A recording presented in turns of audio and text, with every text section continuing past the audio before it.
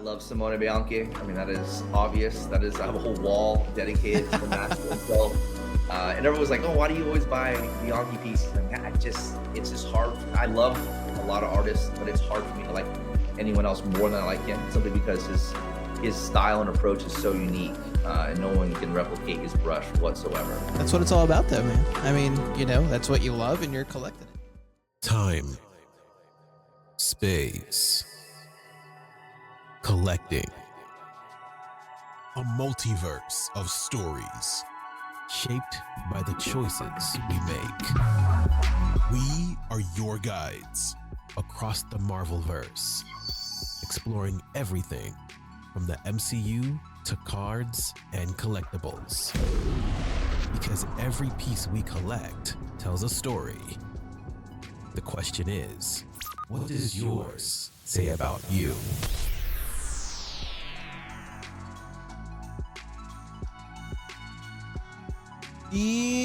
Yo, what is up, everybody? Welcome into Across the Marvelverse. I think we're on episode 11 now. We are joined today by a very special guest, Brandan, Bronamath. Welcome to the show. Howdy. Thank you for having me. Dude, so excited you wanted to be here. Was super pumped. You had reached out and I was like, dude, yes, please come on the show. If you are on video, you can see this magnificent wall behind him. So you already know you're in for a treat. Thank you. Yeah, absolutely, bro. Today, I'm really excited because we're going to talk a lot about original art. So I thought who better than bring on someone that's been really diving into the original art space. So I'm excited, Brandan, just to hear about your experience and kind of moving into this. Also really excited because we both had kind of a similar path. We were both in Dragon Ball for a while, and I feel like recently we both got heavy into Marvel.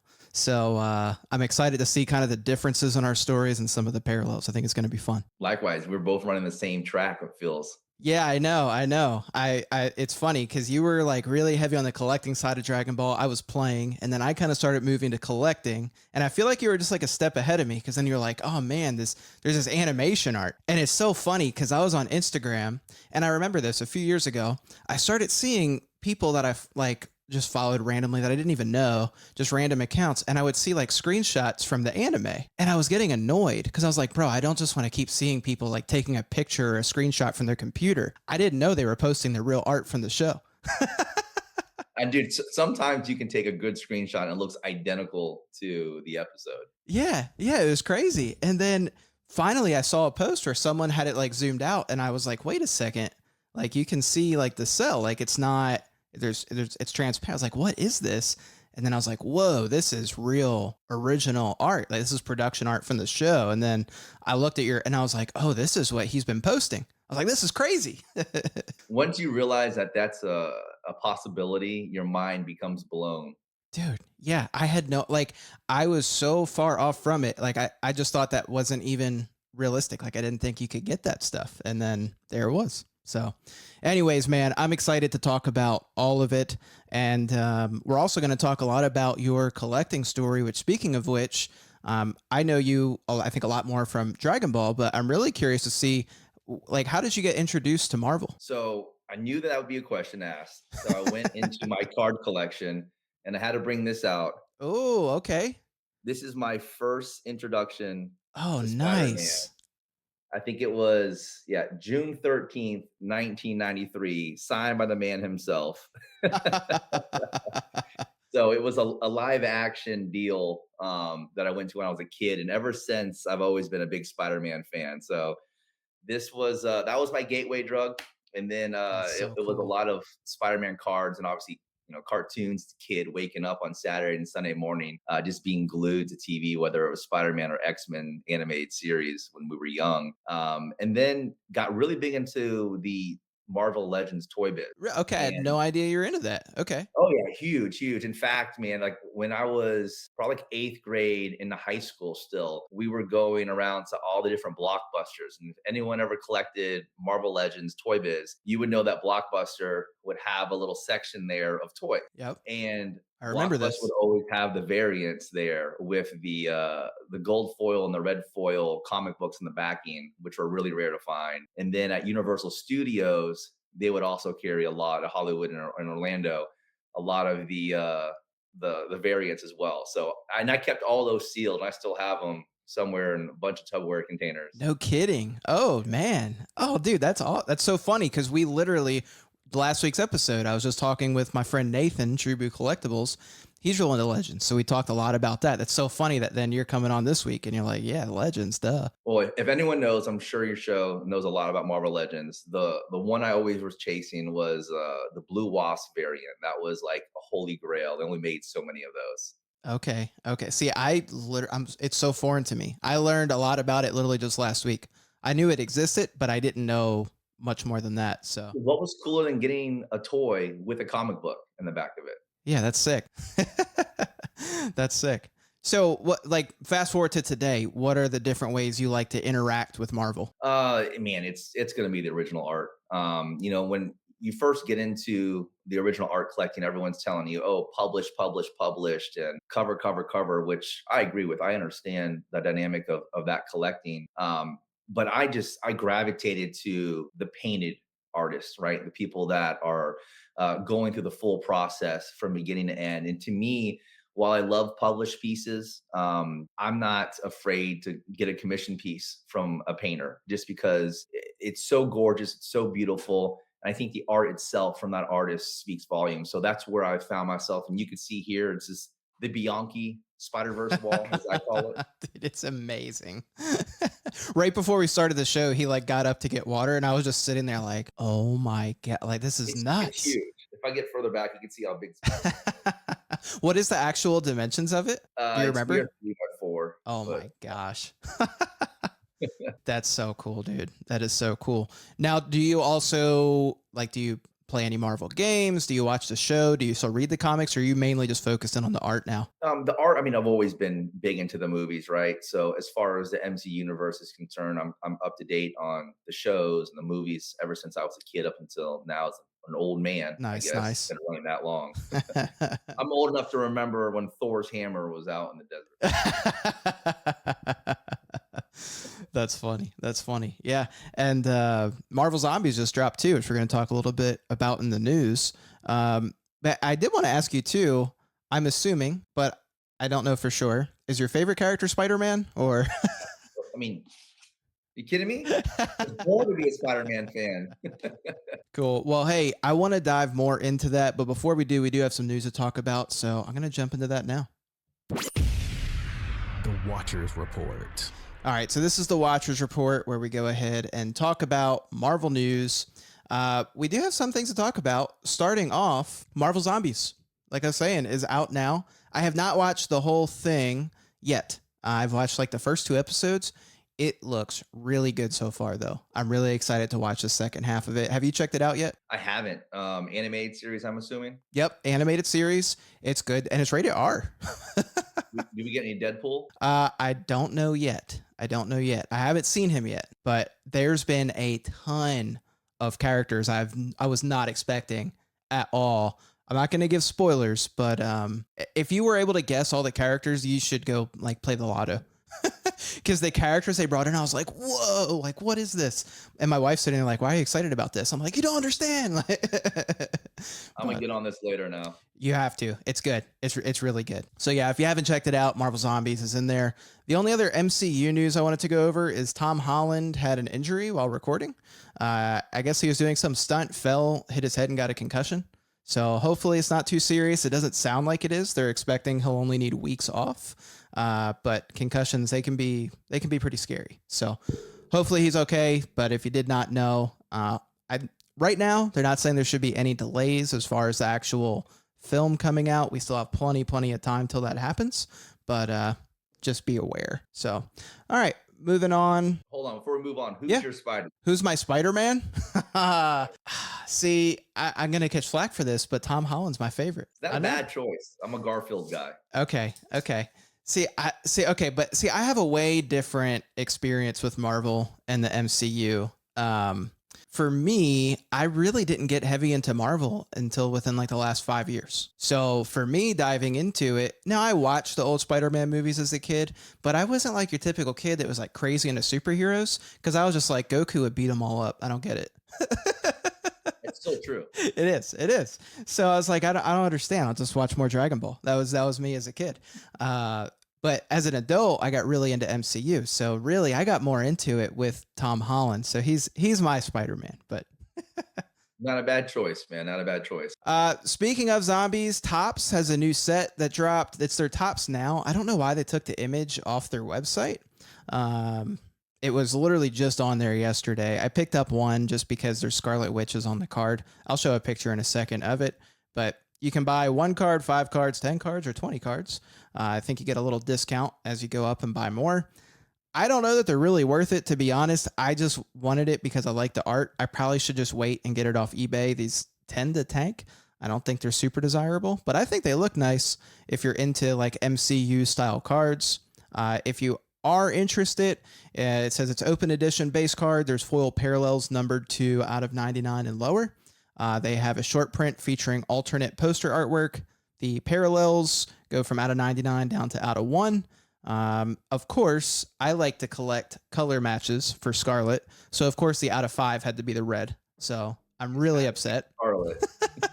I'm like, why couldn't the red be out of 99? Like, I don't care about the rarity. I just want the color match. So I was not thrilled that they did that to me. So You're in Topps hell then, because that's how Topps works. Oh, that's terrible. See, I'm so unfamiliar with Topps. That's Yeah. Oh yeah. Red is forever their out of 5 parallel. It's horrible. No That more is the worst PMGs, news. man. No more 99s. No. Oh my gosh.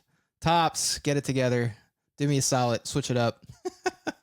But if you want to see what it looks like, these are the best pictures I could find right now. I'm sure within the next few days, there'll be better pictures that aren't super blurry. But here's one. I'm assuming this is the normal art. And then this one is the alternate art. So I think the alternate art looks a little cooler. But yeah, if you're into that, you can grab it now. The orders are up until October 1st at 2 p.m. Eastern Standard Time. So you do got to act quick if you want to grab them. But there should be plenty. You shouldn't have to worry about it selling out before then, I wouldn't think. Okay, so moving on to Magic the Gathering news. It is release week. It just finished. It just released. Magic the Gathering is here with Marvel. The prices have been crazy. That's why I wanted to pull up TCG Player just so you could see some of the prices for these cards. The Soul Stone has just been the talk of the town. Brandon, I don't know if you've been staying in touch with this news, but there's been one reported this morning that supposedly sold for $20K of the full art one. And I was just like, oh my gosh. If you rewind about 4 episodes ago, I was like, man, I really want that card. I no longer want that card. Yeah, I mean, I was looking forward to picking up some of the artwork, and I thought I was in the contention for the most recent one that Ryan Pankos did, and I did not win. So, I'm I know salty. his is that. So Ryan had one of my favorite pieces too in this set. That one is really good. The Spider-Man and Miles. Yep. Yeah, that dude, one's good. There's another one he did too that I like too. I can't. I had in my mind that it was mine. I was like, all right, I'm gonna win this. It's gonna go on my opposite wall of this Spider-Man because it's big too. It's a big piece. And it'll be the centerpiece on that wall. And I lost. So Sorry, bro. There'll be another. There'll be another for sure. Always. Another. So yeah, if you there's a lot of Magic people that aren't familiar with TCG Player. I think a lot of card collectors, at least, this might be their first foray into trading cards, especially American trading cards. TCG Player is a great resource just to see what cards are selling for. Like if I even just click on this card here, this is the Spectacular Spider-Man. It's the Bombastic Bagman. He's got the bag on his head. You can see the lowest price is $880 for this card. It's a borderless textured foil, but it also gives you market data. So it'll show you where it's at. It'll show you the last sold, which total sold there's only been 2, and the lowest sale was $1,250 for this card, $1,250. So you can get some good market data from this. Just be careful buying early. I know with the collector's boxes, I hear some people say buy quick. I hear some people say wait. A lot of this comes back to playability of the card as well. So if you are diving into collecting a TCG for the first time, just do your research a little bit before you dive in and buy. The market tends to really go up and down with these types of cards. The foil looks beautiful on those cards, by the way. Really nice. Really nice. Which, speaking of Magic, they also announced a new set coming next year, Marvel Superheroes. And I am way more pumped about this one because you can see in the bottom right of this artwork here, Scarlet Witch is going to be in this set, and I believe there's going to be quite a bit of her. It looks like it's going to be focused on multiple of the big Marvel teams. They released some artwork. This one's by Chris Rallis. You've got Iron Man, She-Hulk, Thor, Panther, a bunch of Avengers on here. Plus you got Wolverine and Torch. Really nice art though. I'm going to click through some of the other artwork that they released. We've got a really nice Captain America. That's by Anna Padadorna. It's my best shot at her name, but that is spectacular. I really like that art. He's just one hitter quitter right there, just popping somebody. Classic Cap. You've got Iron Man flying with just a fleet of Iron Man. This one's pretty cool. It is by John Tyler Christopher. You've got Black Panther, and you've got, that might be a Okoye behind him? I'm not sure. Or it could just be a random person. But you've got them all doing the Wakanda Forever. And this is by Anakin Yadofia. We've got a Killmonger by Sean Vo. And that Killmonger just looks ruthless. And look at the body, too. The way they did the texturing, so you can see how that looks nuts. Background looks really good. The background looks good, and the way they did the lighting, how the shadows kind of like across the front of the subject and he's being lit from behind, just looks really cool. And then we've got just a huge team shot with a bunch of villains, and it's cool because we see all different villains. It's not just MCU. We've got Doom, who hasn't come out yet. We've got Absorbing Man. That's pretty dope. You've got Baron, Thanos, MODOK. You've got an Abomination, all kinds of people in this shot. Big group shot by Kieran Yanner. You got a Fantastic Four, which looks pretty dope, by Yasmin Putri. And then this one's one of my favorites. This looks so cool. You've got a Nick Fury, and behind him are just all these screens paneled all over of different Avengers behind him. So that looks really cool. That's by Javier Charo. Shout out to my boy Ryan. He got a Colleen in this set. So we've got some of the Defenders here. You've got Misty, Colleen Wing, Iron Fist, and Luke Cage. That art's by Irvin Rodriguez, and it looks like an old school kind of poster, maybe from like the 80s. We've got a Squirrel Girl, random, that they threw this in here, but there's squirrels all over Doom's face. Go nuts. That's by Ignatius Booty. And then this one is cool. Of course, I like it because we got Scarlet Witch and Wiccan in there. But we've got kind of this lighthearted shot of some of our heroes by Stephanie Hans. You've got Ant-Man in there, Captain Marvel. So yeah, looks like we're going to get some really great art. I am definitely going to be going in on this set. It is set to come out in June of 2026. So if you are into collecting Magic X Marvel, I would assume this is going to be a must buy for you. Now, Brandon, are you going to be diving into the actual Magic cards for Marvel at all? Or are you sticking with the art? Just strictly with the art. Yeah. I mean, I might rip a box, but I haven't really touched cards in quite a bit. I was going to say, yeah, I haven't seen many cards at all from you. You've been really heavy into the art, which is really cool. It's funny, once you start getting the actual art, it's like, man, I could buy a whole bunch of cards, right? Or I could have this one masterpiece. You know what? There was a set that came out recently. It was Marvel Mint, right? Yep. I believe. And they had the Gamut cards, the Ace. Yes. And one of the cards on there featured art from an original art that I just had purchased literally the day before. I had no idea that it was going to be kidding. A Spider-Man piece. It was a Bianchi cover. Oh, yes. Okay. Yep. And I was like, you know what? I'm going to get the card just to kind of have in my collection. I already have the comic book, and the card's selling for like $3,000, $4,000. I'm like, there's just no way. And it's out of 99. I'm like, why would I pay that when I pay what I did for the cover? There's just no chance. Yeah, so it's hard. It is hard for me to justify. To me, that's another piece of art I can buy. Yep. I hear you. It is. I found the more I've dove into art, the harder it is for me to spend money on the high dollar cards. I still collect a lot of cards. There's going to be plenty that we're going to go over in my pickups. But it's harder for me to pick up the high-end ones because I've kind of had the same thought process now as you. It's like once I start hitting that 500, 600, or even thousands, I'm like, that's a piece of art I could get. 100%. But pretty cool. Oh, and by the way, too, I should have mentioned this earlier. The secret lair drop did happen. Funny enough, there is still availability from the secret lair drop. The Daily Bugle, foil and non-foil, as of recording, are still available. And I think there's one other set that are still there. So if you were wanting to pick up the Marvel X Magic the Gathering Secret Lair drop, you still can. Just go to the Secret Lair website. There's still a few you can pick up. The majority of them are sold out, though.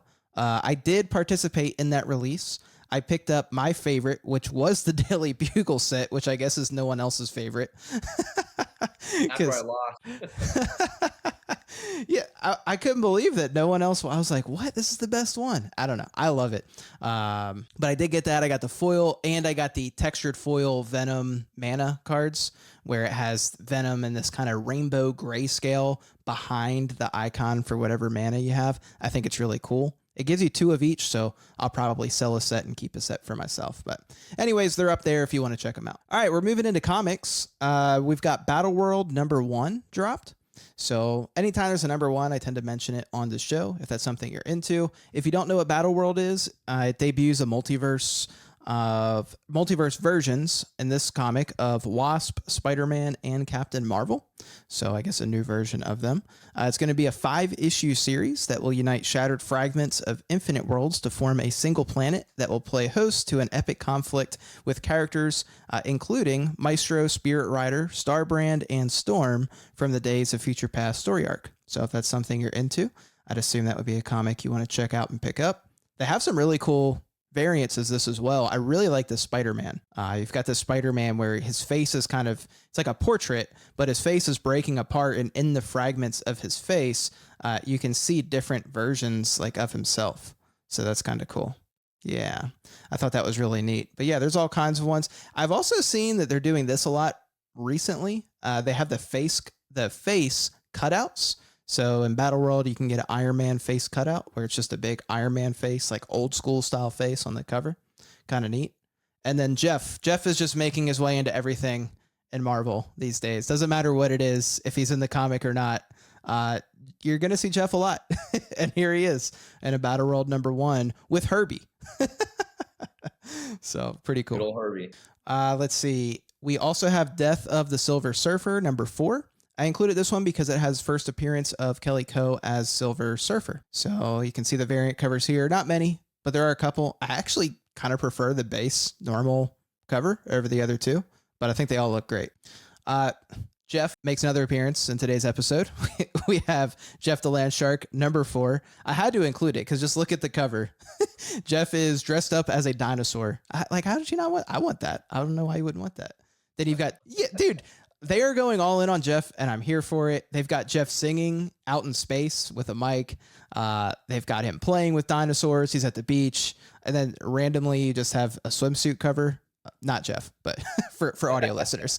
I wish it was Jeff. Dude, yes. If that was Jeff in a bikini, oh my gosh. Marvel, get on it. Missed an opportunity there. For real. And then I had to include Vision and Scarlet Witch #5. Had to include it. I picked up all 3 variant covers myself this week. Well, the base and the 2 variants. Shout out to my local comic book shop, Comic Kings. They pulled them aside for me very kindly. But this was a great run, even if you are not a crazy Scarlet Witch fan like me. I really, really enjoyed it. I would say of all the modern Scarlet Witch storylines and runs that they've had over the past 5 years or so, this was one of my favorites. I thought it was really well written. The artwork is really nice. Just across the board. Really great run. They have some really nice variant covers. I would definitely recommend checking it out. All right, that's all I've got for comic book news. We'll move into news in the gaming world. They announced Wolverine for PlayStation 5. I don't know if you've seen the trailer for this yet, Brandon, but the graphics are insane. This is how he looks in the game. Incredible. Holy cow. He looks real. I thought this was someone with a mask on. That's a digitally rendered like video game shot of Wolverine. We've come such a far way since when I played Sega Genesis.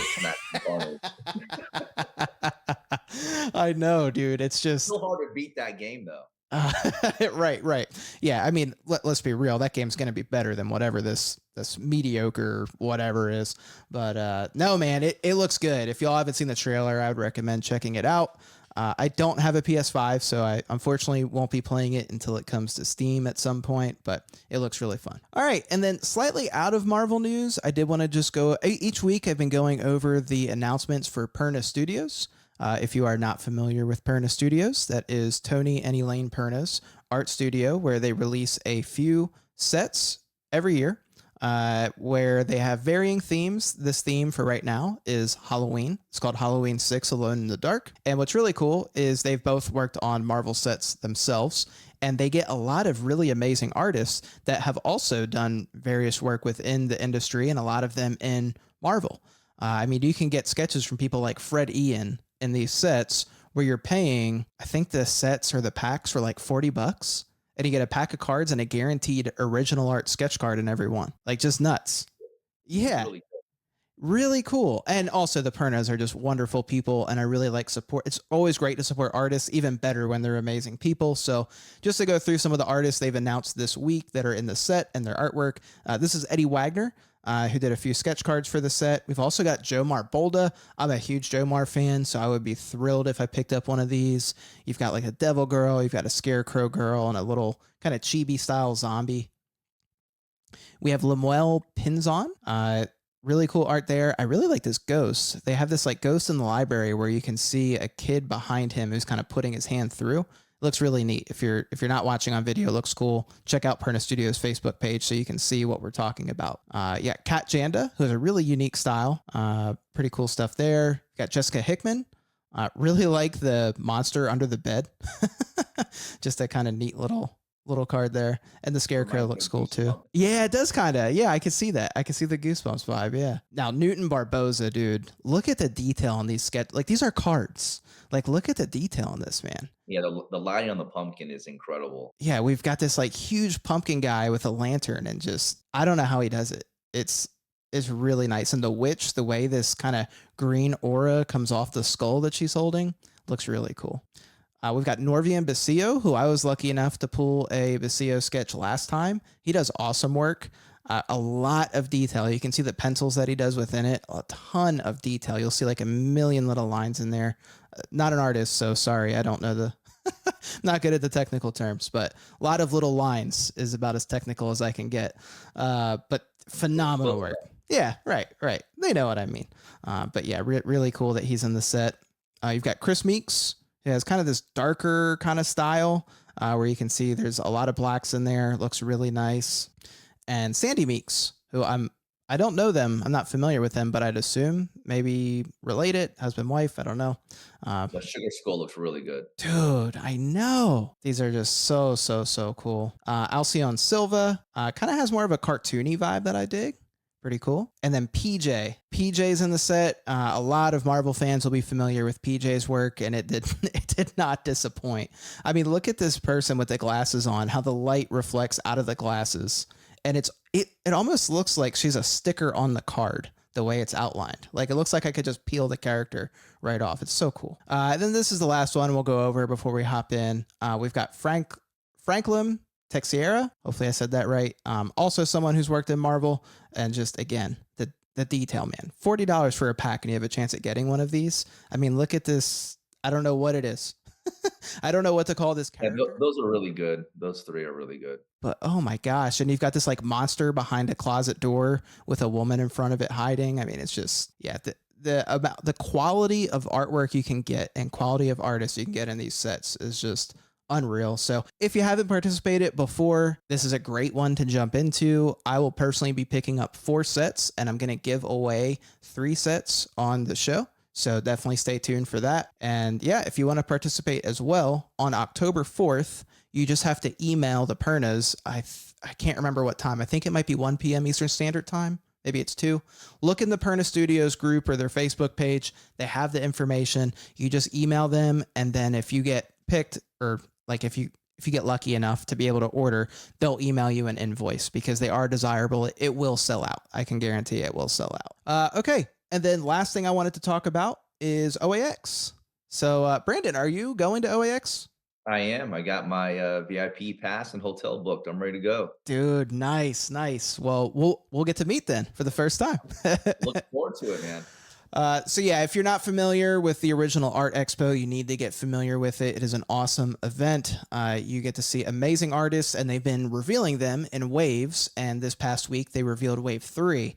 And I was just floored when I was already excited just with the artist list we had.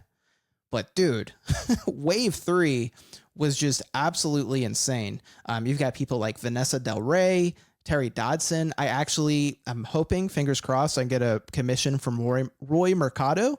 He did a lot of work in some modern comics, especially in Phoenix. He did quite a bit of the penciling for those. So anytime there's when there's an artist who's worked on the Marvel comic books themselves, that's a high priority for me to get something from them. So And he has sketch cards starting at $75. There's going to be a good amount of those people there. Yeah. Oh, I'm scared for myself. I'm so scared. I went this past time for the first time, and it was an incredible event. I'm just so excited. You've got Jim Jimenez, Harvey Talabau. You got Dimitri will be there. John Romita Jr. got announced. I was like, what? Who else? We've got Jared Cullum.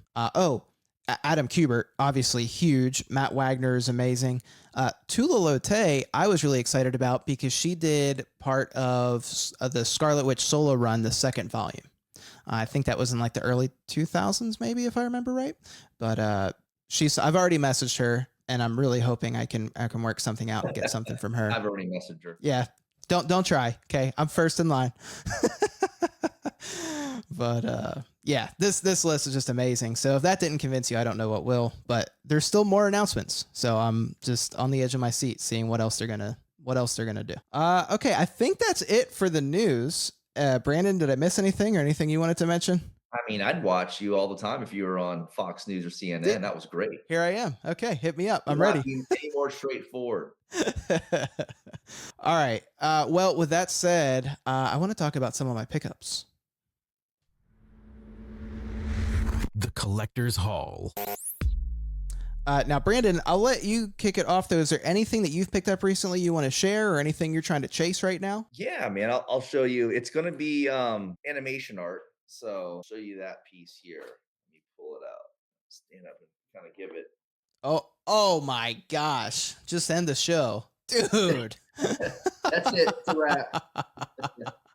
Yeah, so this all right, explain what this is, because a lot of viewers may not know. Okay, so this is animation production used cell that was used in the animation process for Dragon Ball Z. This is Goku when he is as bulked up as you'll ever see him in all of his glory, with the matching key layer, which is the yellow that's around him. It is a pan cell, so it's a larger cell than usual. It is a piece of Dragon Ball Z history, and it is a beautiful piece. Oh my gosh, man. That is amazing. That is so freaking cool. Yeah, I got that, and then I'll show you. I was able to complete the nightmare sequence. Wow. So oh man, you've been busy, but that doesn't surprise me. Dude, that is so cool. The Trunks and the Goku pair. So those are my two recent pickups that I'm very happy about. Oh my gosh, man. That is cool. Congrats on that. Those are Thanks, huge. man. I appreciate you allowing me to show off, because I love them. Yeah, no, you need to show them off. Show them off as much as you want. Very cool. All right, so I'll show off some of my pickups. I don't have anything nearly as cool as that, so please be ready to be disappointed. We'll start off with this $1 card I picked up. But this is kind of cool. I'm going to save the story as why I'm picking this up. I'm trying my best. This is an old card from the 90s. It's from Wolverine From Then Till Now Part 2. I'm working on picking up this card specifically in near mint, which is really freaking hard to find. Like, the card's not worth anything, but finding someone who actually preserved it, really difficult. So this seller so kindly, well, you can't see, I'm showing this like you can see it. They put freaking plastic tape, like the clear tape, over the top, and the card is stuck to it. Such a rookie move in the card world. I was so frustrated, and it's not going to be perfect anyways. I immediately saw damage on it when I pulled it out, so I was like, whatever. But it's just so frustrating, man. Like, I know it's not an expensive card, but did you have to put tape over it? I mean, it's so easy to not do that. So a little frustrated with that seller. If you're selling cards, please don't put tape over anywhere that can touch the card. And if you don't know how, and it's like racking your brain of how you could ever secure it in a top loader, an easy way is you can literally, if you don't have team bags to put it in, just take a card sleeve, fold it over, and tape the card sleeve to the middle of the top loader. Easy way to just get around it if you really can't figure anything else out. I've done that plenty of times. But anyways, I am trying to get this in a near mint. So if anyone has this card, please hit me up. It is incredibly difficult to find it near mint. I'll probably pay you worth I'll probably pay you more than anyone else would ever want to pay for that thing. Sounds like me need a ripping box. Yeah, that's on my list of things to do. The boxes are a little more than I want to spend on it. So I was hoping to find someone who has it, but you're probably right. I think I'm I'm gonna have to go the box route. So we'll see. I did get a new comic cut. So comic cuts are something I've been really big into. So picked up this one, just a nice kind of portrait shot of Scarlet Witch. This is from Captain America number 25. I thought this was cool just because I don't have any Captain America comic cuts with Scarlet Witch in them. They're a little bit harder to find. So pick that up. We'll throw it in the comic book binder. Got two big cards that we got. We got a numbered out of 10 Vision and Scarlet Witch. Nice. So really excited about that. This is from, I'm on the Cockawell train. I am loving these Cockawell cards. They're so nice. And it's such a, it's just like a breath of fresh air moving to Cockawell, just being drowned with the Topps pricing. It's just gone crazy. Like you were saying earlier, like I'm not paying $3,000 for an out of 99 card. I mean, I picked this thing up for like $50 or something. Numbered out of 10. If a product gets to Whatnot, just forget about it because it's about to be It's over. on fire. It's over. I did also, I'm getting so close to finishing Marvel Rivals Cockawell set. We got the numbered out of 5 color match for Scarlet. And I don't know why they did this. This is the one thing I don't really like about this set. They did the numbered out of 5, but then they have like 8 parallels of the out of 5. So they have this card in like 8 different colors. So I'm like, well, it's really numbered out of 40 with different colors.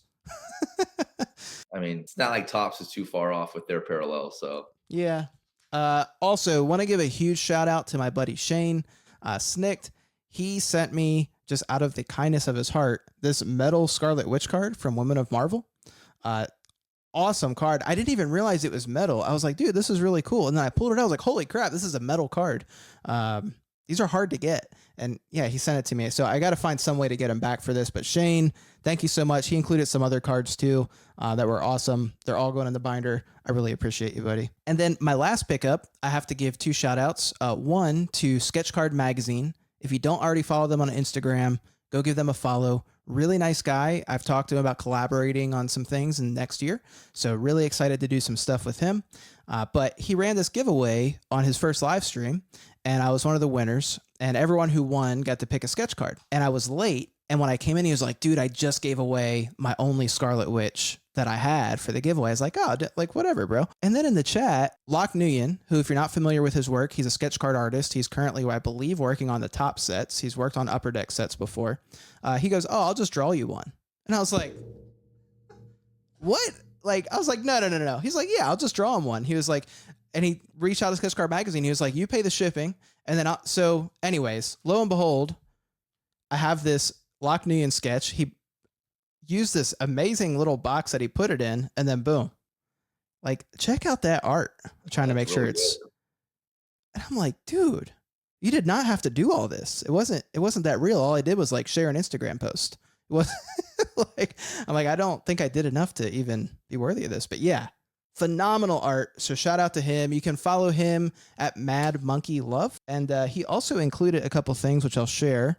He included this little postcard that he has as a thank you. And I think this is art that he did of Pikachu. Pretty cool.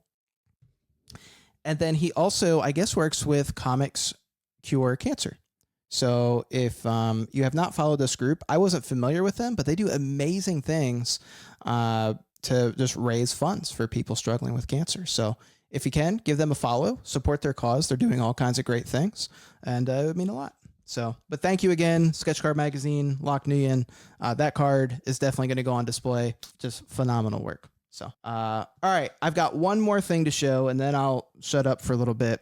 But this is going to segue us nicely. So I picked up my first piece of original comic book art. Ooh, nice.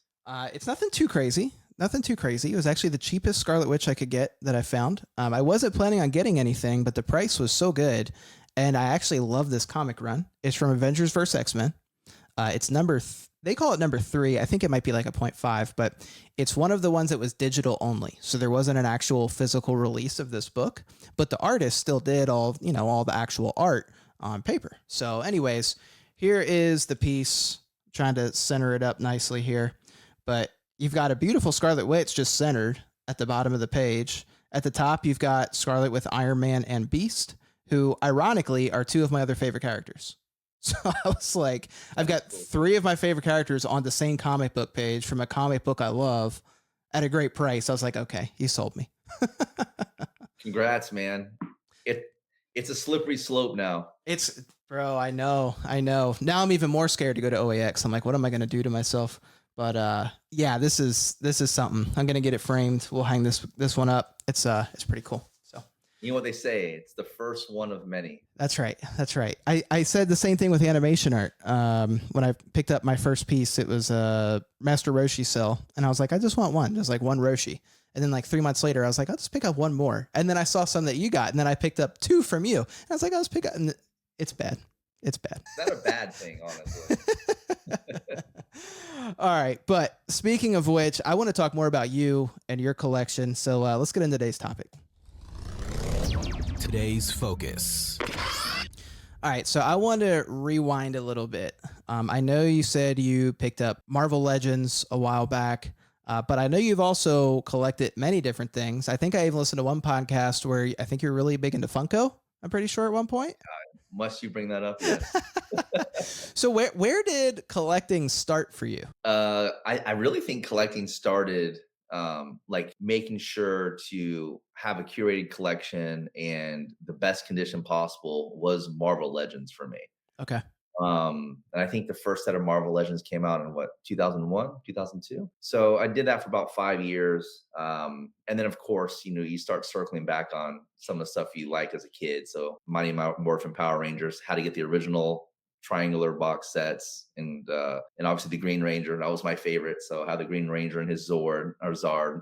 But yeah, I mean, that was really like the foundation for me collecting wise. And then always into sports cards. When my dad would pick me up after school, if I had a good week, we would go to the local card shop. I'd get press pass is what I used to collect back when I was a kid, just Okay. because I loved college football. And then also Pokemon. So I was just like every other kid. When Pokemon was out, I was all on it. We used to watch Pokemon before school as well. So it was Yep. yeah. And then it wasn't much for us to collect Dragon Ball wise. Back in like the late 90s. Like there was some stuff, but I had to go to the flea market. I know always reference the story, but the flea market's where I had to go to get imported stuff. It wasn't so easy. There was no internet access like there is now. So we would go to the flea market and we would get a lot of the import stuff. Was it fake? I have no idea. Probably bootleg stuff. I used to get like the trading card decks, like ace, queen, spades, and Yeah, like yeah. Dragon Ball cards. Yeah. That was the closest that I got to like Dragon Ball cards when I was a kid. But I was infatuated with playing it. Obviously when we had a PlayStation, things like that, like Final Bout and all those games when I was a kid. Yeah. Yeah, but collecting's always been in my genes. And as I got older, it got back into Dragon Ball Super Cards. So that was what, 2017 when Dragon Ball Super Cards came out. Yeah. I think it was 17. So I rode the wave as Dragon Ball Super Cards came out. And then my buddy was like, man, you really need to get into sports card. It's going to be the next big thing. And obviously I always loved sports. So I was like, let me get back into sports cards. So I went pretty heavy into sports cards and Dragon Ball Super Cards in 2018, and eventually just going all into sports, comic books. I did a lot of stuff, VHS sealed before that became a thing. Like That's the Funko interesting. story. So I'll tell you my Funko story, man. I have this innate ability to be able to be ahead of the curve when it comes to collecting like the next hot thing, and Funko was one of those things. But I also have the same ability of selling out before I should, like a fool. So here I am collecting these Funko Pops, and I'm in college. I'm going to the Walgreens. This is before Hot Topic had them, right? Yeah. So we're going to Walgreens and trying to find them, and I'm on the Funko forums and making a lot of friends in the Funko forums. Where back in the day, it was awesome community where everyone would help each other out. Hey, I'm going to this Dallas Collecticon or Comic Con. They're going to have these exclusive flashes in. They're going to have these clamshells in, and people would just hook you up and sell it to you for MSRP. There was no markup. It was a really cool community, and they ended up making a website where you could categorize your entire collection, and that's what I did. Right, I was really, really into it. And then my wife and I were moving. She was my fiance at the time. And I was like, I need to sell this off because we're moving to a new house. I don't really have any space for them. So I sold them off to people in the Funko community for maybe max double return, but we're talking like $30 for a $60 pop, right? And then I look years later, once the boom happened, I look back at my collection on that website that tells you the current market value. And I Oh was like, no. it was like 80 something thousand, 90 something thousand, maybe more. And I was like, because I was collecting all the San Diego Comic Cons, when Yeah. Gemini would post up all the Comic Con exclusives for like $10, $15, Wow. You get the Flock Beast and the Spider-Man and Captain America out of 240, like all those pieces. Yeah. So I'm salty about Funkos just because it sold way too soon. Oh my gosh. But it's cool that you've been in so many different areas of collecting. Like you've really dove into a lot of the different spaces. It seems like recently, publicly, you've been really focused on Marvel. Have you been collecting Marvel in the background though most of this time, or was there something specifically that brought you back into it? One thing about me is I'm an open book. So I always post whenever I get something in that moment. I Mhm. share it. So I'm not hiding anything. A lot of people may manipulate a market where they're going to buy a bunch up and Mhm. then like a year later be like, oh, look what I have. And pump the market up. I can't stand that. So whatever I post, it's in real time. I just got it in. I'm going to post it the next day. I'm That's very cool. excited about it. I want to share it with people.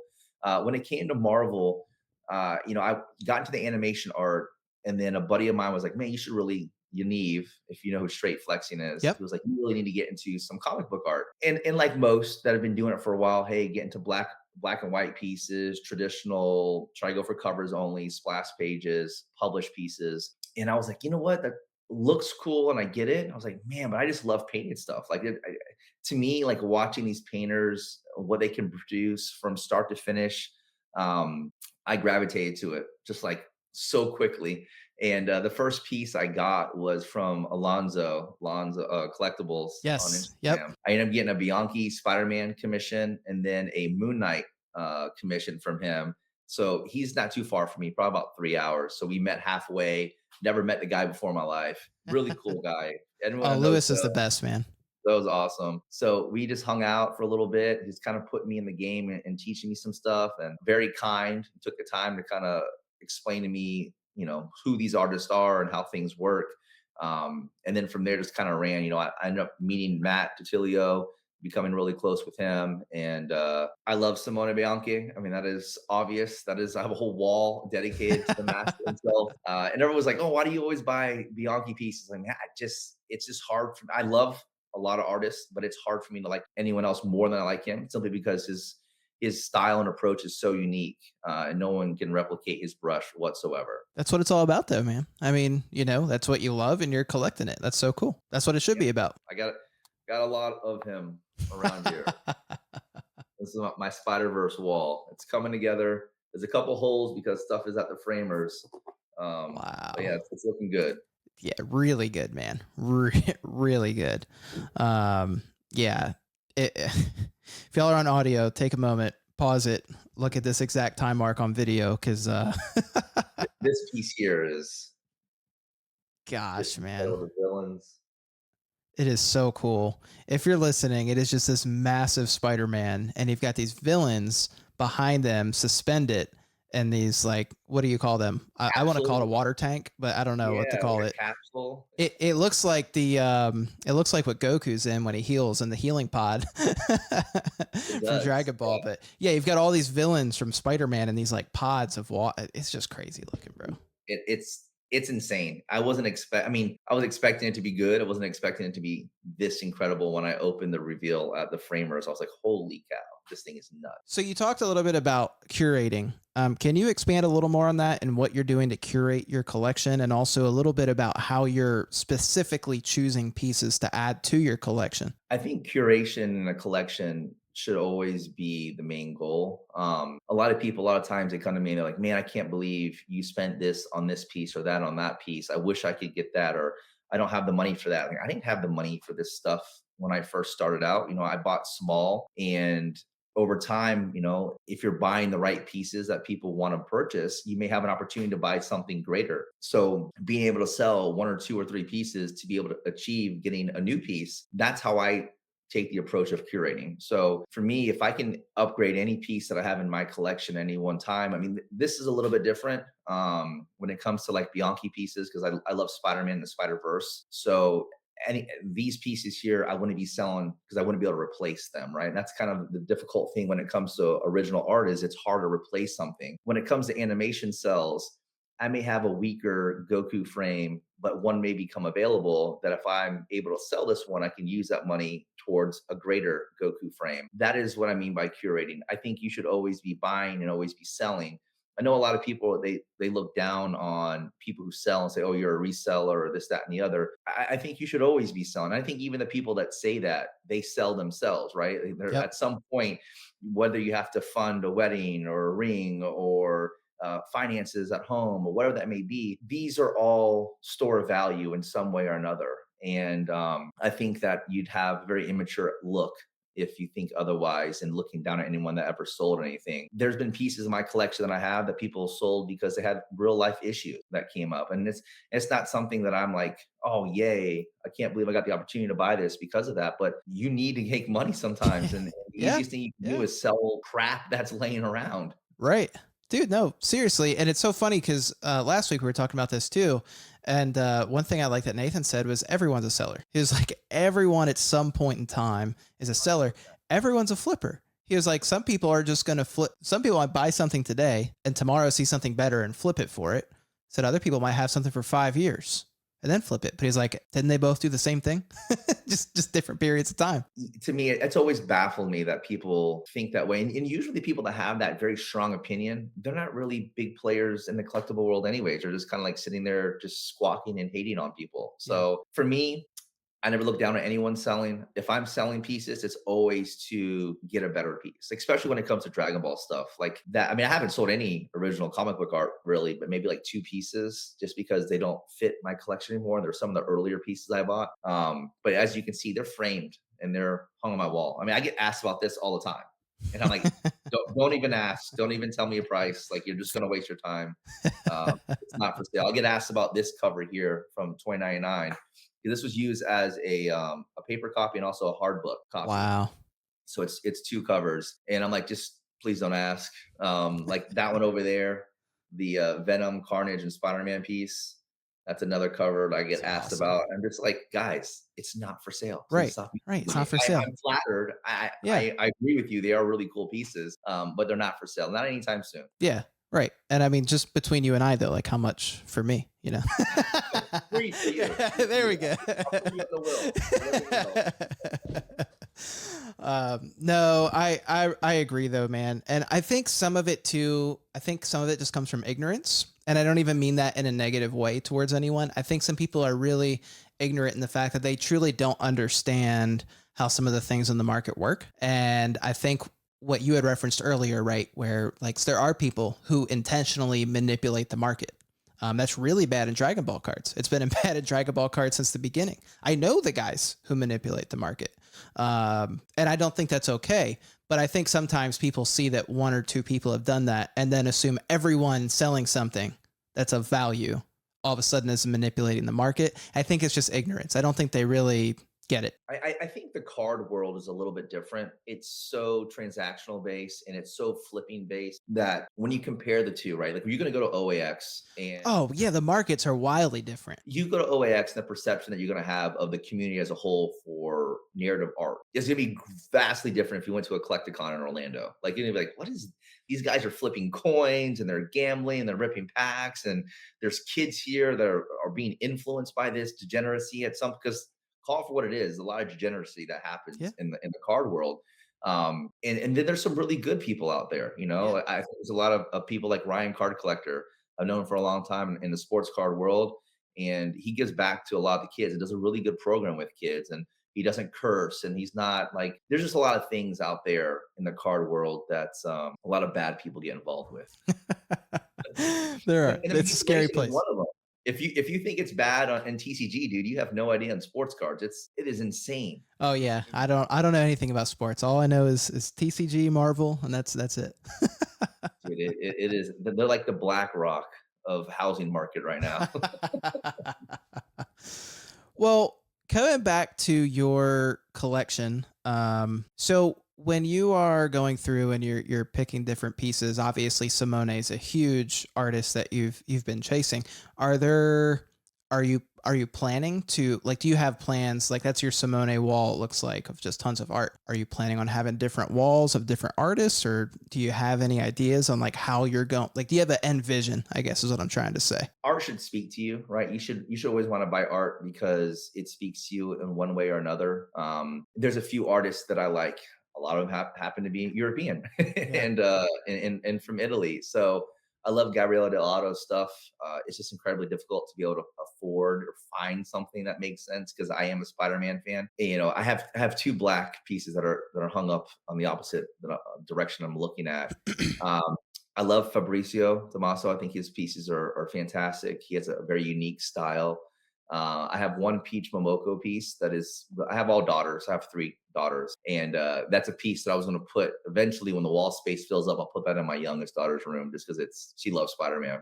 That's awesome. David Peretori, I love him. I think his artwork is fantastic. I have a few of his pieces hung up as well.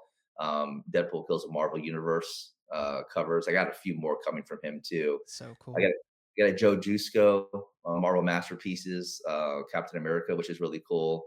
Trying to think what else I have here. I have some other like random artists here. Emilio Lasso is a really cool piece here of Miles and Spider Man. I have some of my like Shikishi pieces from an animator from Toy that I haven't really shown yet because I can't show. Oh, Um, that's I did exciting. subtly I did subtly the other day, and then I has just whatever like pieces speak to me. I bought some black and white pieces, and I'll probably end up selling those just because it's difficult for me to really appreciate them as I get more painted pieces in. Here, I can show you some of the stuff I have here in one of my portfolios. Let's see. Can't show you that piece. So, like pieces like this, for instance, like it was really Oh cool when I man. first got into the hobby. Wow. Yeah, this is a black and white Venom cover. Man, that is cool. Yeah, well, it's an unused one, so you'll see unapproved, Right. but it looks really cool. Oh yeah. There's a Miles piece. The blues in this one are just incredible and purple.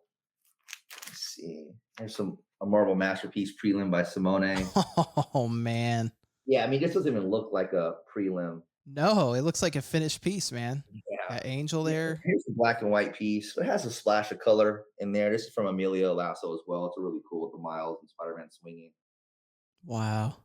So for me, I just try to find pieces that speak to me. Here is a Greg Hildenbrandt Yep.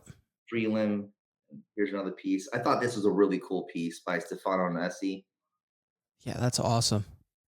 Really cool piece. Here's some more Greg Hildenbrandt pieces. I This is love that gambit. yeah, the Gambit's really cool, isn't it? Yeah, it's a gambit prelim of him throwing the cards. It's awesome. And then this was used for the multi-card set that just came out in 23. And he did this piece way before then. He had no idea it was going to be used for a card. There's Something light. another Greg piece. I got a lot of Greg in here. There's some Greg that I haven't shown yet. There's a one piece pan with Very vanilla. cool. Let me see here. Here's your favorite. Oh man. Vanilla. Are Here's those the original pieces? They are, yep. Oh my Yeah. gosh, you I got haven't two shown them off Bellas from yet. Unbound. I've had them probably for like a year. I just haven't Have you showed them. really? Oh man, Yeah, those are great. and she's really awesome, as you know. I want to say that I have in here. Let's see if it comes out. She'll be at Yeah, she OAX too. also sent the prelims with each one. Nice. Oh, that's so cool. Yeah, man. So she sent the prelims with each one, a letter of authenticity. Here's another piece. I love the purples on that one. Oh man, yeah. From Century, another Greg Hildebrandt. Here, let me show you this one Greg I can get to. So, like, here's a black and white, really early classic symbiote. I love black costume symbiote Spider-Man. Yeah. it just doesn't fit my collection as I continue to get more into painted pieces. It Yeah. just, to me, like this is curation, right? I got in thinking that I would like something like this.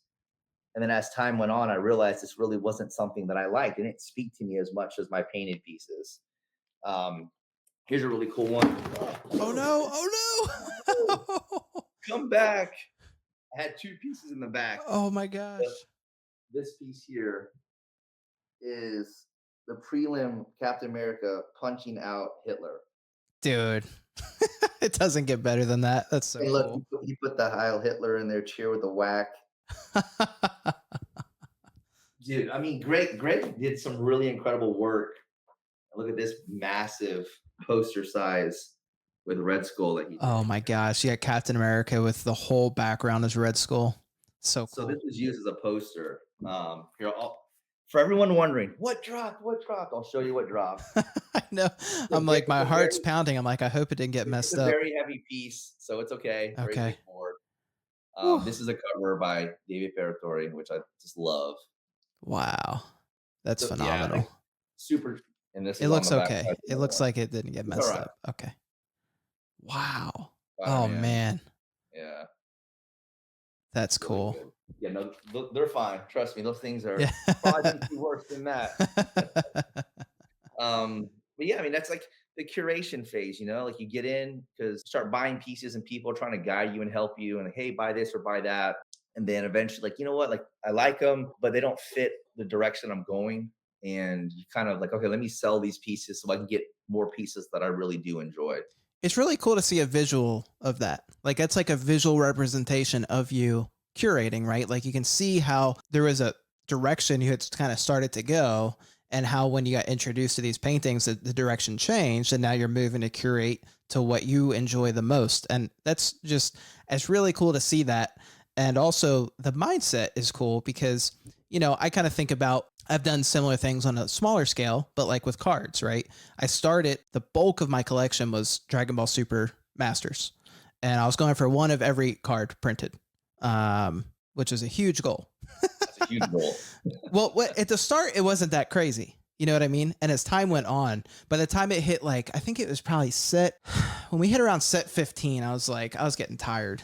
And I was staying towards the 70 to 90% of everything. Are you doing foils and non-foil? It was one representation of every art. Okay.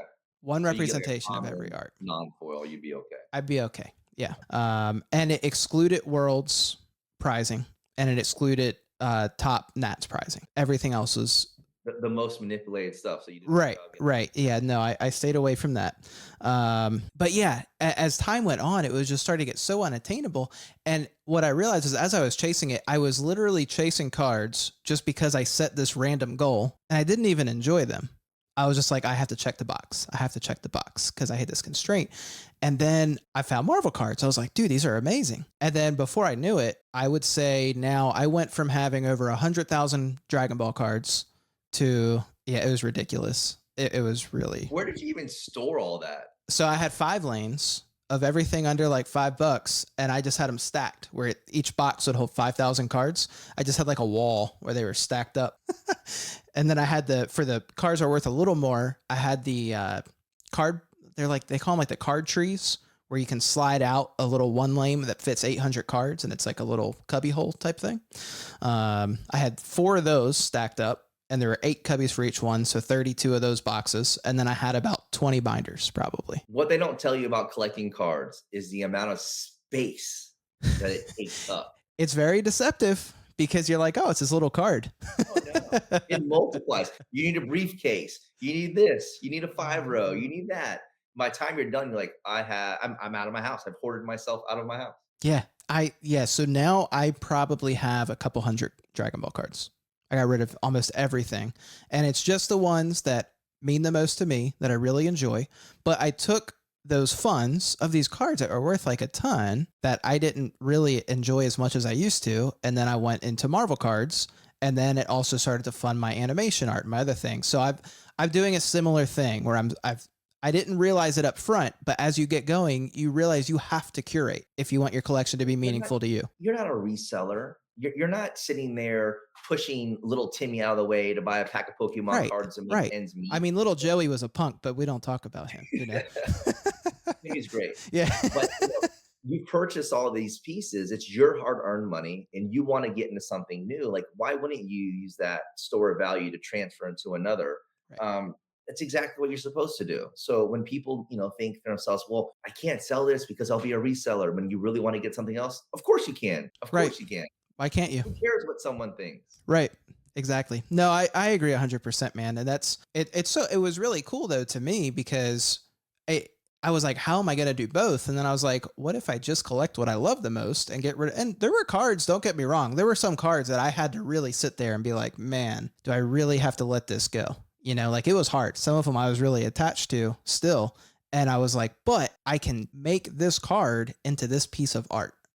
Or I could make this card into this that means so much more for my collection. So that's kind of how I did it. And a game that I play is if someone, and this is a great tool to use too, if you're trying to figure out what to get rid of in your collection. Not that you have to, but like if you're in this stage of curating, like just pick this out of 5 card, right? I paid $80 for it. Okay. So let's say right now you came to my house and just ripped this out of my hand, stole it, and drove home. I'd no longer have the card. Same day, I find $80 on the street. Would I use that $80 to go buy this back? Or would I use that $80 to go buy something else? And if your answer is ever anything else, then you can get rid of the card. You know what I mean? Like if that $80 wouldn't go back to replacing it, and you would, if I'm looking at this card or a piece of art or a print or a comic book or a figure or whatever, if I'd rather use that $80 here, okay, well then that's what means more for your collection. I was talking to someone the other day that is big into cards, friend of ours. I think you know him, and I won't use his name, but he was like, I really want to get into some animation art. He's a big Dragon Ball collector. He wants to get some Dragon Ball stuff. I did sell him a rather large piece. I may know who you're talking about. Yeah. And he said, it's just Pokemon's going crazy. He genuinely likes Pokemon cards. He has a good Pokemon collection. And I said to him, well, let me put it, and I don't need to sell you because I don't care if I sell the piece. I'm going into more to animation cells than I am with the sketches. Hence why I sold my sketches to buy more cells. Great for me because I'm the opposite. Money so. out, money in. I said, what's the pop on that card? Oh, I know, in a PSA 10, how many are there? Oh, 280. And what's the price right now? It's at all-time high. It's going for $15,000. I'm like, okay. Do you think it's always going to stay at 15 grand? No, of course not. I'm like, okay, sell it. Why wouldn't you sell it now? And the reason why I say that is because you'll be able to take the 15 grand, maybe buy the piece that I'm selling that you want, put another, 8 or 9 grand to the side. That card may become 8 or 9 grand again in a year or two. There's always going to be an example of Charizard 1999 first edition PSA 10 available somewhere. Yeah, It's you got that right. Available. It is. Yep. It is, whether it's a 10, a 9, or an 8. I guarantee you on the market at some point, even the rarest cards, Pikachu Illustrator, they become available at least 5 to 8 times a year. Yep. They transact more than you would think. So if you could buy it back, what is the problem with selling it now? You can't do that with this. If I sell this to someone, they're going to put it away forever and we may never see it again. It just vanishes. That is the difference between original art in the card world, is that these pieces will never see the light of day if it goes into a collector's hand. Yep. That's a great way to put it. That is a really good way to think about it. Cause I've had the same thoughts. I've had the same exact thoughts. So I was like, man, I can always, like I actually really like in Dragon Ball, they do the out of like 500, whatever, Nats cards, the serial numbered cards. And I really like them. I actually really enjoy them. I have one that's back there. I'll probably never get rid of it, but if I ever just need it $500 to pick up something, it would go like that because I know I can pick it up later. Like if something I really need it, that's one of the cards that, like, I love this card, but if something came up that I need it more, I'd be willing to part with it so I could get this other thing, and then eventually I'll get it back. There's always going to be on the market. It will always be on the market. Even the rarest cards, dude, are always on the market. Yep. And the thing about the cards is okay, then you start nitpicking. Do you really like the card because of the grade? Oh, it's a black label. Oh, it's a BGS 10. Oh, it's a PSA, 10 or a 9. It's like, all right, man. Like if you have to assign a grade to a card to substantiate your reasoning for liking it. And I was that guy. I was all about black labels, right? I wanted to collect black labels, I remember. world cards and trophy cards. But I think a part of the reason why I did that is because I didn't want to be like everyone else that had the same card. Sure. And then I Makes it woke up different. one day, I'm like, guess what? I can have this that no one else will have. Yep. Thank you. End of discussion. Yeah, I feel you because there was a point in the Dragon Ball Instagram where you would scroll and every post was the same card. Every single post. And I was like, and I remember I made a poll and I was like, what do you think's more important, right? Is it having or how did I put it? I think it was just like, is having a unique collection important to you? And it was so funny to me because that's something that's been important to me.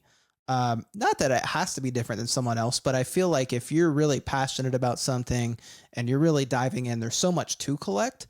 If it's a reflection of you, shouldn't it be somewhat unique? You know what I mean? Like, Of course. so, but most people said no, it wasn't. And it's so funny because back then everyone had Awaken Power, the SIGs, it was the same cards. And now I posted that poll like last year and everyone said, yes, it is important. So it's just funny how the mindset has shifted from people that have been in the game a long time. And I think a lot of people have come to that realization and it's what makes some of that original art very attractive. But I also think though, like in cards, the populace moves where the money is, right? So when you asked that question a long time ago, everyone was pumping up signatures and Awaken Power, and the trophy cards were unattainable, right? They were expensive. Yep. Come last year, the trophy cards are a little bit more accessible and It's- cheaper. So now everyone loves the world's cards and trophy cards. Right. It wasn't Right. always that way, dude. No, no, it wasn't. That is for sure. So, all right, I want to talk more about original art. I think we've kind of covered what original art is. I think that should be clear. It's literally in the name of it, right? And I think we talked about some of the differences on what it's like in picking up art versus maybe picking up just a card or comic.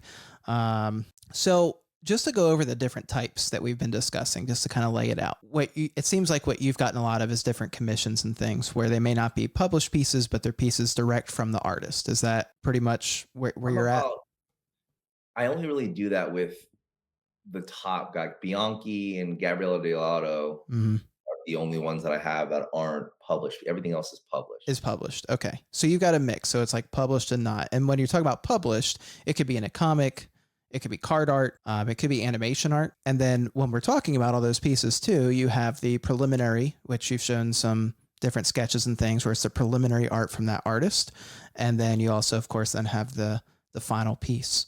And then, of course, you have like miscellaneous things, like you showed a poster, right? Like original art from a Marvel poster or different marketing materials or whatever it may be.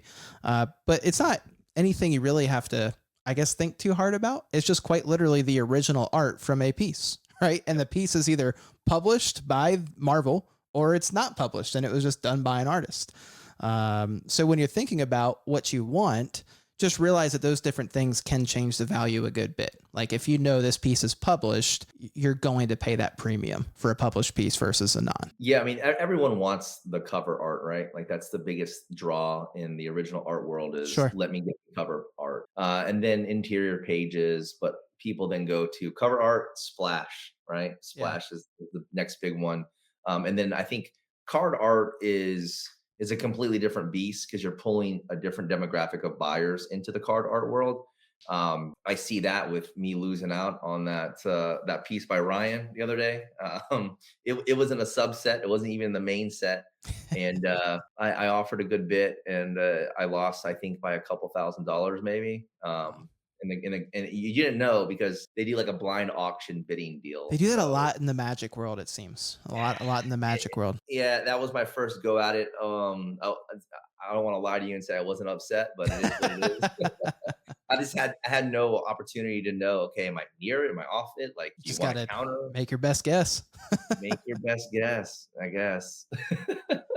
Yeah, it's interesting. And it's funny too, because, and that's a good point though, because depending on what type of art you're trying to get, the markets can be way different, even just how you go about purchasing and where you find it and how you do it. Yeah, I mean, it's all like, I'll show you this piece here. I mean, it is easily the smallest piece that I own. It's really good. It's the smallest piece I own. And this piece here is by Gabriele Delato. Wow. On his black paper that he works with, and just the way that he can incorporate the colors and the darkness that he uses from the black on the pages. I mean, this is the commission. This is what you would get at, a Comic Con or, wherever event that he's at. But he doesn't do a lot of them, and they don't come up available. And typically they're like sold out for years in advance on artists like this. And something like this is still like $2,000, $2,200, in Sure. that price range. And look how small it is. It's not even Yeah. as big as my hand, but it looks really It good. looks phenomenal. The way it's on the way he did the lighting, like so Oh bright man, from behind him, but on the black paper. It's a For those listening, it's Spider-Man. He's kind of positioned towards the left side of the page, and he's looking down, standing up, kind of sideways. But it's on this black paper, so it looks so dark and in the shadow. But then there's light coming from behind him that really just makes it pop. yeah, no, it's really good. There's just, I mean, pieces like that, I just love, because at the end of the day, the artist is your investment tool, right? Because you're Yeah. thinking to yourself, okay, do I really like this artist or that artist and their style? And certain artists are just so good. And I like to go to the artists that are very unique, that have a style of their own, that's not like a carbon copy of someone else, that looks just like another super realism piece. I mean, I should be able to look at a piece and say, man, I think that so and so maybe did this piece, and be in the general area of being correct. I can look at a Bianchi. I could see a Bianchi a mile away, just Yep. because this stuff is this piece here, bring it off the wall. This piece was a commission at OEX last year. I wanted a Miles piece. Was this the And one that he was drawing at the table? He was painting at the it, table? it was, it Yeah, I was. remember seeing videos of it. Yep. Yep. So he offered a cover quality commission that I was able to win. Again, shout out to Matt DiTilio. He runs those on like his YouTube live, and people can kind of pick up those spots for OEX between Bianchi and Demio that he has. I think he also has Rivik now as well, Assad. So this was the piece that came about from OEX, and just like the detail on the bridge is just insane. And even like the whatever cities behind the bridge, like Yeah, New those York, buildings, like you can even see the the detail American even put flag. all the way back. Yeah, the flag, like And just it's like just the nuts. shadows off the water Yep. of the buildings. It's just Yeah. just really good. So like this is a commission and it looks like a cover quality piece. Will it be Yeah, a it cover? I does. don't know. We'll see. But it's just so cool, man. I mean, imagine being able to be like, hey, you got your favorite so and so to be able to do a piece that you wanted. And I'm not one of those guys that's like, hey, I need Spider-Man on the Brooklyn Bridge, swinging down, doing this, and blah blah blah blah. Like, no, no, no, no. Like, I let the artists do what they want to do. I say, hey, Me look, too. Simone, I'd love to have this piece, this particular Spider-Man, because I need it for my Spider-Verse wall by you. Um, there is no Scarlet Spider cover, and he hasn't done that before. So Right. for me, from a Spider Verse, I need a Scarlet Spider, and it came out better than I could ever expect with like a Blood Moon. Here, I'll show you. I'll pull that one down. It's just it's so good, man.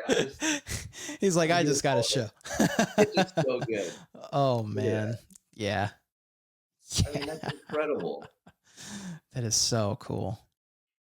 I love that style that he does too with some of them. I've seen where he's done that sort of type where it's like I don't even know how to explain it. It's like a Almost like partial background. It's like he's jumping out of the background. yeah. You know what I mean? Well, no, notice the web in his hand, how it's with the Blood Moon red, Yeah. and it And transfers then it goes out. to the white. Oh man, that Yeah. is cool. Just the small details, and like that's all textured on the moon itself. Man, amazing. I just don't know how you don't like that. You know what I mean? So Right. like people are like, oh, commission stuck or blah blah blah. I'm like, dude, you're out of your mind. And I like that you bring that up too, because like when I think about how I want to collect original art, there's a lot of things that are going to just always be out of my budget. Like there's some different pages and like published art that I'll never get. But one thing I do is I'm really big into character collecting, obviously. You it sounds like you are too, right? Like you're really into character collecting, Spider-Man and the Spider-Verse there. I'm obviously really into Scarlet Witch. So I have a list of different artists that I like that have worked on Scarlet Witch. And I know I may not be able to pick up like that original page or cover they did, but they're on my list of people who I want to commission from. And eventually I want to build out a portfolio of these artists that I love that have worked on her story, but get just a commission from them. And I do the same thing. Like when I get a commission, I'm like, I don't have a laundry list of I want it to look exactly like this. I'm like, no, just do your thing. You bring up a point that for the past couple of weeks I've been thinking to myself. There's four artists that I'm going to try to get commissions from each one, Okay. and I'm just going to say it needs to be three character: Miles, Spider Gwen, Spider Man, Okay. by the four artists that I would like, and see how they did each one in their own vision.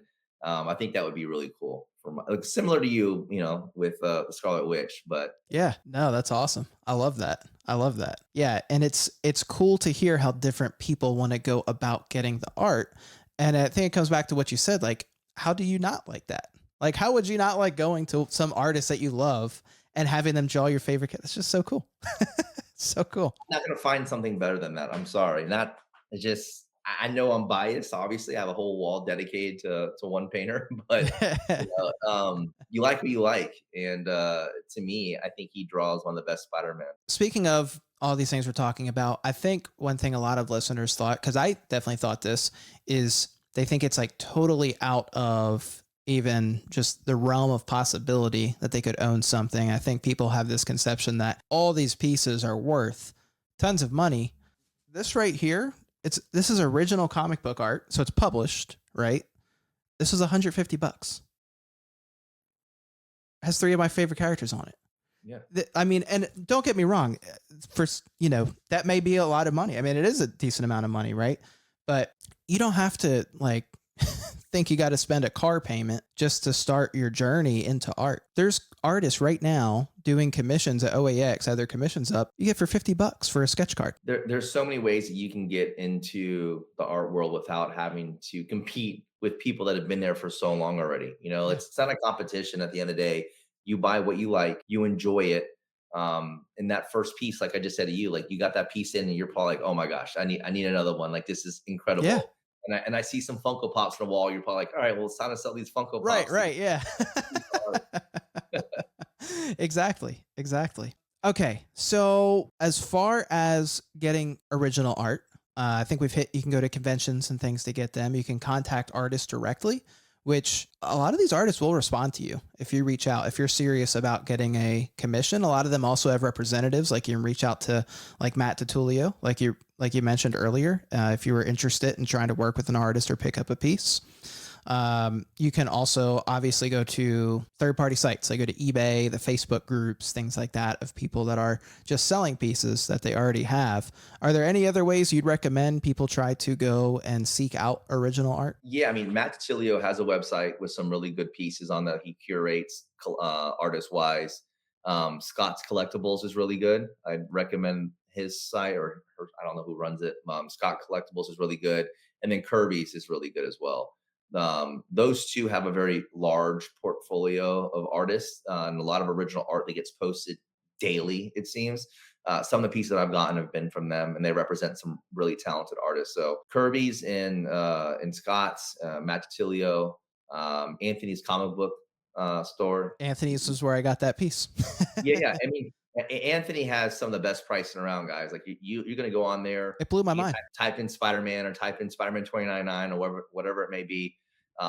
Here's a little plug. I'm not gonna buy Okay. it. I'll All let right. it sit up there on Anthony's right now. If you go on there and you type in Spider Man 2099, Okay. there's going to be a prelim by Mark Bagley for a cover, and it is priced insanely well. So whoever's listening, you're welcome. Go pick By it up. Bagley cover prelim. Okay, there we go. I may or may not be trying to go there now. Just make sure you spell Spider-Man with the hyphen in between. Spider-Man with a hyphen. Okay, Yeah. got it. Got it. That is that I've learned that the hard way. You keep typing Spider-Man as one word, and like nothing's coming up. Spider-Man. That's too funny. Cool. Well, I feel like we've covered a lot about original art. Is there anything else you wanted to mention just on the topic in general? Just have fun. It's not a competition. You don't need to build the Empire State Building overnight. Take a good approach, have fun with it. If you like anime, there's a whole world on the other side of the fence of animation art that I think you would thoroughly enjoy if you're looking to get into art just in general. And some really good prices for those as well. Yeah, I agree. I agree. Collect what you love. If you like what you're seeing with this original art, hey, great start is just getting involved in the community You know, get on Instagram, get in the groups, the Discords, things like that. Start talking to people, see what they're doing, see artists that you like, and just start seeing if their work's out there. Comic Art Fans is a great place to just do research and look at collectors' collections. Such a good website. And that's who runs OAX. And actually, I finally got around to doing my profile. I never did it. Oh, did you? Nice. Yeah, so I finally started putting my stuff up there. I have a few more pieces to post that I've got in the collection, but yeah, it's awesome. I did the same. Matt kept telling me I needed to get one. I finally did. I posted up some of my animation art. Yep. When I first got on there, I got a lot of hits on those. Yeah. I know. I had a lot of people look. I'm like, I don't even know who these people are. But yeah, it's cool. It's really cool. But all right, my friend, we're gonna start wrapping up the show. Before I finish out the main topic and go to some listener questions, I do this all with my guests. We're going to do a rapid fire question round. Just whatever comes to your mind first, just blurt out an answer. You ready? Do it. Comics or cards? Comics. Dream commission artist tag team. So 2 artists that you want to tag team a piece for you. Simona Bianchi and Gabriele Delato. Okay. I was wondering if you'd say that. They've done one piece together and it's incredible. The most overrated Marvel character. Simply because I'm on your show, Scarlet Witch. and delete. Woo. All right. One word to describe your collection. Curated. Beautiful. Love it. Okay. I've got a big one. I did this one just for you. Avengers versus the Z Warriors. Who wins? Z Warriors. Thank you. Thank God you said that. If on my Marvel podcast. Sorry, guys. It's true. Yeah, it is true. Goku would mop everyone by himself. Probably. Yeah. Yamcha would give them a run for their money even. If you could only keep one piece from your entire collection, what would it be? Yeah. Yep. Great piece. Okay, here's another one I picked just for you. The best sneaker silhouette or model. That's a tie for me. Air Jordan 1 or Air Max 1. Okay. I know you're into sneakers, so I had to throw something in there. That's why I like Miles. That's right. Animation art or card art? Animation art. What Marvel villain would you never want to package your OA? Carnage. That's a very good one. Okay, last one. Marvel or Dragon Ball? Dragon Ball. Okay. Hey, nothing wrong with it. All right, we're going to go into some listener questions now. Lumpkin's letters. Okay, we have a mix. You know, obviously we're part of the Marvel and Dragon Ball communities, so we've got a mix of questions here. But yeah, I threw them all in. I thought it'd be fun. Z Kid Boo 3 says, "What is your favorite Dragon Ball Z saga?" I would have to say Boo Saga because of Majin Vegeta. Yeah, it's a good pick. I think mine. Dragon Ball Z. I was thinking Dragon Ball 2. If it's Dragon Ball Z, I would say Saiyan Saga. It's probably my favorite. Olympian TCG wants to know, what's the thing you like least about our hobby? Are we talking about cards? If it's cards, it's the manipulation that can occur and the toxicity that the card hobby tends to usually have. I agree. I will say it burns people out. It does. It really does. And it sucks to see, like, especially new people come in and that be their first impression. I will say, moving to the Marvel card community, it still exists. I feel like it's on a lesser scale than it does in the TCG community. And then it's funny, kind of going from the Dragon Ball to Marvel cards and then into art, it kind of continues to scale down. Like, the art community has been, of all the communities, my favorite to just interact with people in. And I mean, a lot of the communities, I've met amazing people. I mean, I've met you from Dragon Ball, you know what I mean? But, you know, it's definitely different dynamics like we talked about earlier. So I can relate to that for sure. C. Irv Collects. I don't know who let this guy in here. He says, he wants to know, where are your good Wolverine pieces at? It's actually getting framed right now, the Wolverine versus Deadpool. That's There you go. Really, really good. I did have a nice one from Mayhew that I sold to Dave, which was a good buddy. He kept knocking on my door for the piece. Yeah. Awesome guy. Yeah. He I think he's a big Wolverine fan too. Huge. Yeah. Yeah. He also wanted to know, before he realized this is for Marvel, he wanted to know, how many felt hat Pikachus would it take for you to trade Chris your episode 101 SS Goku cell? Not enough. that Japan ever made.